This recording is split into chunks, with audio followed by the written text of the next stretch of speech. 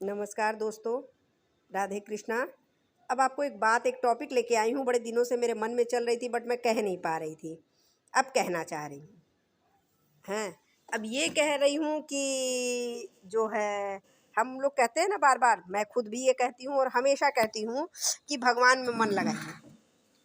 कहती हूँ ना कि भगवान में मन लगाइए। भगवान में मन लगाना भी चाहिए, लेकिन यदि भगवान में मन ही ना लगे तब क्या करें? तो उसका भी उपाय है। अब उपाय क्या है, इसको पहले आप अपने उसमें वो करिए। पहले उसको आप समझने की कोशिश करिए कि आपका मन कहाँ है। देखिए, हम लोग जब पूजा करने बैठते हैं तो पता नहीं क्या क्या दुनिया की सारी चीज़ें हमें याद आने लगती हैं उसी पूजा के समय। हम पूजा कर रहे होते हैं, बत्ती जला रहे होते हैं, अगरबत्ती दिखा रहे होते हैं और भगवान का नाम भी ले रहे होते हैं, लेकिन दिमाग में चल रहा होता है कुछ। क्यों? क्योंकि माया का अस्तित्व, माया हमको हर पल भगवान से दूर करती है। माया इन द सेंस जो आपने इस धरती में है, मतलब जो आपके इर्द गिर्द माया है, वो सारी चीज़ें आपको इफ़ेक्ट करती हैं। और ठीक उसी के विपरीत आपने जो कमाया है, जो धन अर्जन किया, कभी पैसा गिनने बैठिए, मतलब रुपए, अपनी गड्डी लीजिए और गिनना चालू करिए। आप देखिए, आपका बहुत ज़रूरी भी काम अगर बगल में है तो वो भी छोड़ देंगे आप। पूरा कॉन्सेंट्रेट आपका पैसे पे होगा, इधर उधर कहीं मन नहीं भटकेगा। उल्टा बीच में कोई बोलेगा तो आप उसको डांटेंगे भी। ये पता नहीं क्यों होता है, मैंने भी देखा है। मैं तो खैर पैसा गिन नहीं पाती, मुझे तो कोई पैसा दे दे 1000 रुपये तो उसको गिनने में हमको आधी घंटा लग जाएगी। पता नहीं क्या होता है, और मेरा उस पर भी कॉन्सेंट्रेट नहीं रहता।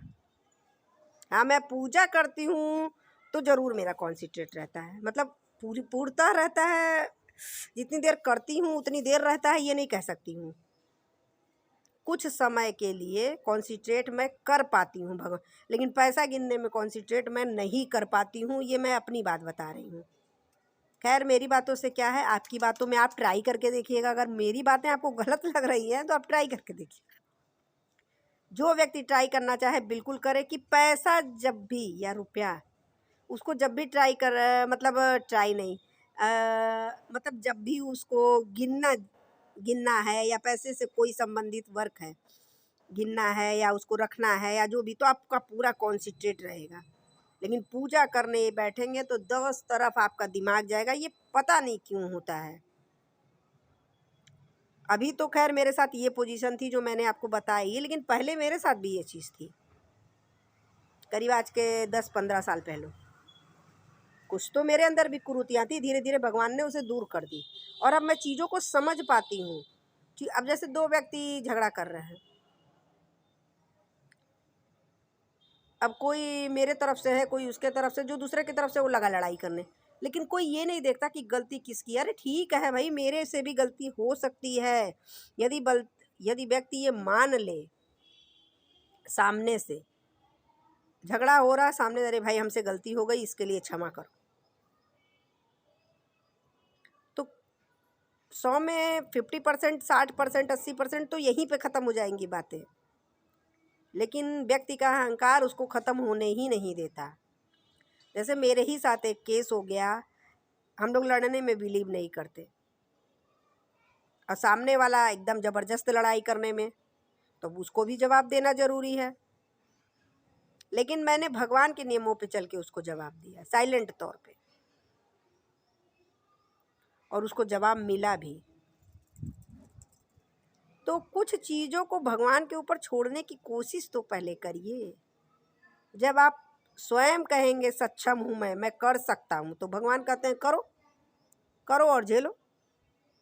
जैसे एक कोई कहावत है ली ना कि भगवान जी बोले, अरे वो कभी ब्रह्मा जी को बुला रहे हैं, कभी विष्णु भगवान को बुला रहे हैं, कभी किसी देवी को बुला रहे हैं, तो भाई हम तो तब तक तैयारी होते रह गए। तो तैयारी मतलब पहले आप किसी भी देवी देवता को एक का मानिए, इष्ट पूजा कर, पूजा सबकी करिए, लेकिन किसी एक की धारणा यदि आपके मन में है तो आप उसी को लेके चलिए। और चल रहे हैं। और पूरा विश्वास रखिए कि आपका कहीं बुरा नहीं होने देंगे। मेरे साथ बहुत गलत चीज़ें हुई हैं, लेकिन कुछ दिन बाद ये पता चला कि वो गलत नहीं था, वो मेरे लिए सही था। परमपिता परमेश्वर ने हमको जन्म दिया है इस धरती पे। इस धरती को बनाया है उन्होंने क्या क्या चीज़ें उन्होंने बनाई हैं, ये हमारी सोच से भी बहुत परे, हम सोच ही नहीं पाएंगे। केवल एक स्त्री को आप सोचने बैठ जाइए तो आप नहीं सोच पाएंगे, छोड़िए दूसरे को, आप अपना व्यक्तित्व लेके बैठ जाइए तो आप गणना कीजिए कि भगवान ने इतनी चीज़ें हमको मेरे शरीर में दी है, मतलब कितने अच्छे कर्म किए होंगे तो हमको मेरा शरीर मिला है। और साथ ही 5 चीज़ें हमको एकदम मुफ्त दिए हैं भगवान, अग्नि, वायु,